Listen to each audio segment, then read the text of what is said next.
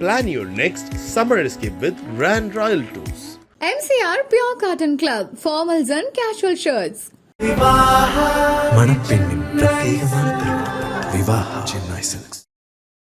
கன்னியாகுமரியோட காங்கிரஸ் பாராளுமன்ற உறுப்பினரான திரு விஜய் வசந்த் அவர்கள் அவரோட எக்ஸ் வலைதள பக்கத்துல ஒரு பதிவு ஒன்று போட்டிருக்காரு. தொடர்ந்து நடந்துகிட்டு வர மோதல் காரணமா கன்னியாகுமரி மாவட்டத்தை சேர்ந்த 1000க்கும் மேற்பட்ட மீனவர்கள் ஈரான் மற்றும் அதோட பக்கத்துல இருக்கக்கூடிய தீவுகள்ல சிக்கி தவிச்சுக்கிட்டு இருக்காங்க. அவங்களோட பாதுகாப்பை உறுதி செய்ய உடனடி நடவடிக்கை எடுக்கணும் அப்படின்னு மாண்புமிகு வெளியுறவுத்துறை அமைச்சரை நான் முன்னரே வலியுறுத்தி இருந்தேன். இருந்தாலும் நாட்கள் செல்ல செல்ல அவங்களோட நிலைமை மேலும் மோசமடைஞ்சுக்கிட்டே வருது. அவங்க இப்போ கடுமையான உணவு மற்றும் அடிப்படை தேவை இல்லாம அதோட பற்றாக்குறையில இருந்துகிட்டு இருக்காங்க. அதோட ஒரு விரோதமான மற்றும் நிச்சயமற்ற சூழலையும் எதிர்கொண்டுகிட்டு இருக்காங்க.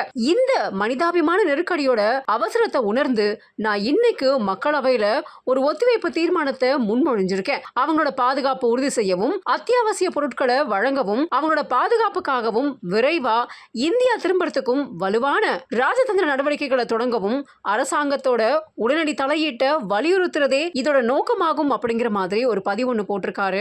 உண்மையிலேயே வேதனை தரக்கூடிய பல விஷயங்கள் நடந்துகிட்டு இருந்தாலும் இந்த பதிவால என்னென்ன மாற்றங்கள் வரப்போகுது அப்படிங்கறத பொறுத்திருந்து பார்க்கலாம். இந்த இதுவே ரெகக்னைஸ் பண்ணியிருக்காங்கன்னா அது வந்து நேரில் பெரிய விஷயம் தான் சொல்லுவேன். இப்போ தந்தையோட மறைவுக்கு பிறகு அந்த டைம் பேசினாங்க. ஸோ அந்த குடும்பத்துக்கு தான் நாங்கள் வந்து சில விஷயங்கள் பண்ண வேண்டியது இருக்குங்கிற மாதிரி காங்கிரஸ் சில தலைவர்கள் பேசினாங்க. ஸோ எளிமையாக நடந்துருச்சு அவங்களுக்கு இந்த சீட் வந்தது இல்லை அப்படின்னு நம்ம சொல்ல முடியாது. ஏன்னா வந்து அதாவது அப்பாவோடைய தொண்டு காங்கிரஸ் கட்சிக்கு பார்த்தீங்கன்னா வந்து ஈடு கொடுக்க முடியாத ஒரு தொண்டு. கட்சிக்கு மட்டும் இல்லை, மக்களுக்கும் சரி, சமுதாயத்துக்கும் சரி, அதே மாதிரி வந்து வியாபாரிகளுக்கும் சரி. ஸோ அவங்களோட ஜேர்னி வந்து ஒரு பெரிய ஜேர்னி. அவங்களுடைய கனவு ஃபுல்ஃபில் ஆனது 2019 ஒரு எம்பி ஆகி அவங்களுடைய அந்த டேர்மை முடிக்க முடியாமல் அவங்க வந்து கொரோனாவால் பாதிக்கப்பட்டு இறந்துட்டாங்க.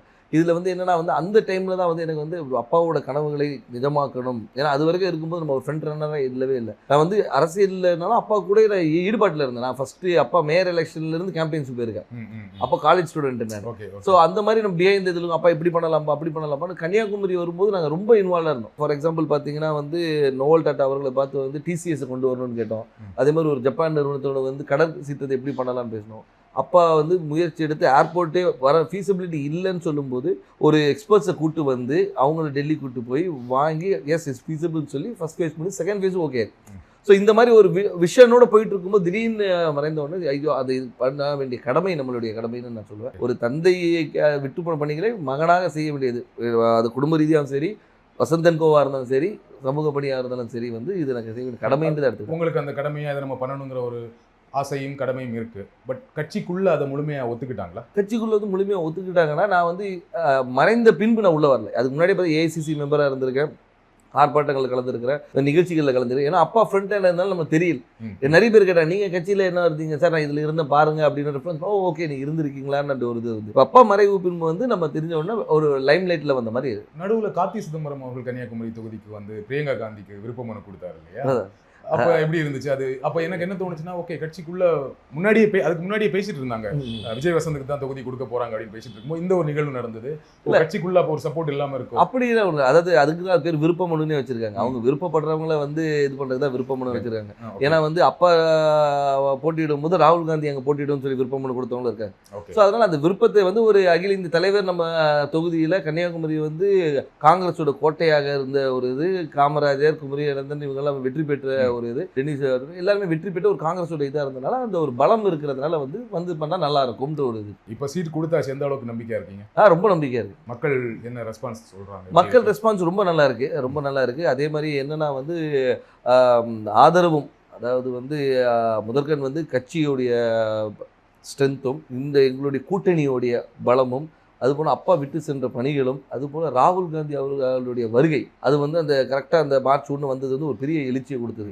எங்கள் தொண்டர்கள் மத்தியிலும் சரி, பொதுமக்கள் மத்தியிலும் ஓகே நம்ம ஊர் வந்திருக்காங்க, அவர் பண்ண, அதாவது ஒரு தலைவராக வராமல் ஒரு தொண்டனாகவும் சராசரி மனிதனாக வந்தார். இப்போ நீங்கள் வந்து எல்லா தலைவரும் வராங்க, மீட்டிங் போகிறாங்க. அப்படி இல்லாமல் ரோட்டில் ஒரு டீ கடையில் நின்று ஒரு பையனை கூப்பிட்டு பேசி அவங்ககிட்ட ரன்னிங் இன்ட்ரெஸ்ட் இல்லைன்னா ஷூஸ் இருக்கா இல்லைன்னா ஷூஸ் வாங்கி கொடுத்து அனுப்புகிறேன்.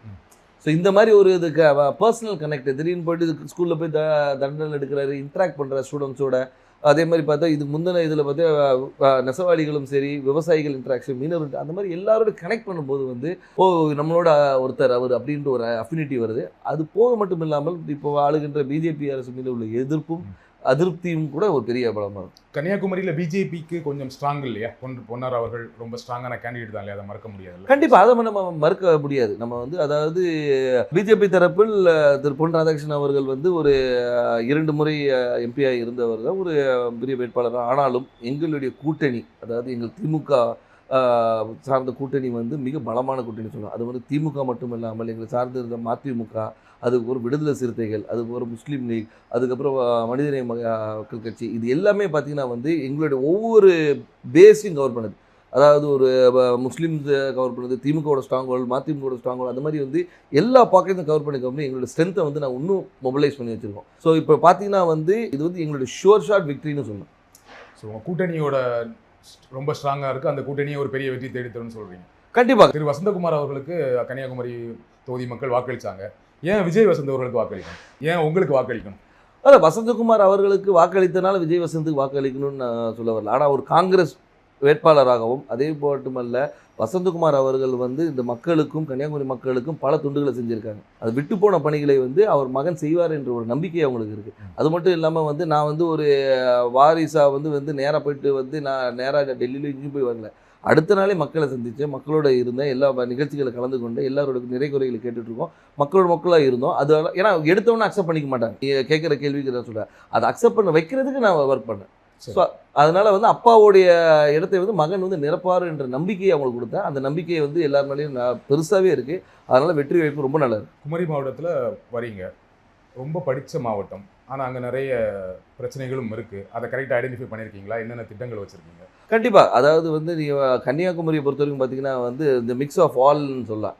அதாவது கடல் இருக்குது, மலை இருக்குது, எல்லாமே இருக்குது. அதனால் வந்து மக்களுடைய தேவைகளும் அவங்களுடைய இதுவும் நிறைய வேறுபாடுகள் இருக்குது. ஒரு பாக்கெட்டையும் நாங்கள் அனலைஸ் பண்ணி வச்சுருக்கோம். அதாவது இந்த மக்களுக்கு இது தேவை, இவங்களுக்கு இது தேவையில்லைன்ற அளவுக்கு அனலைஸ் பண்ணி வச்சுருக்கோம். மக்களுக்கு விரோதமான எந்த ஒரு சட்டத்தையும் கொண்டு வரக்கூடாது என்ற ஒரு முடிவும், மக்களுக்கு எப்போவுமே நன்மை கொடுக்கணுன்ற ஒரு சட்டத்தை கொண்டு வரணும். அவங்க மக்களுடைய வாழ்வாதாரத்தை உயர்த்துகிற அளவுக்கு என்ன செய்யணுமோ அந்த திட்டங்களை கொண்டு வந்து. எனக்கு தெரிஞ்ச வரைக்கும் குமரி மாவட்டத்தில் வாழ்வாதாரம் ஓரளவுக்கு நல்ல வாழ்வாதாரம் இருக்கும். எல்லாமே படித்தவங்களாக இருப்பாங்க, வேலையில் இருப்பாங்க.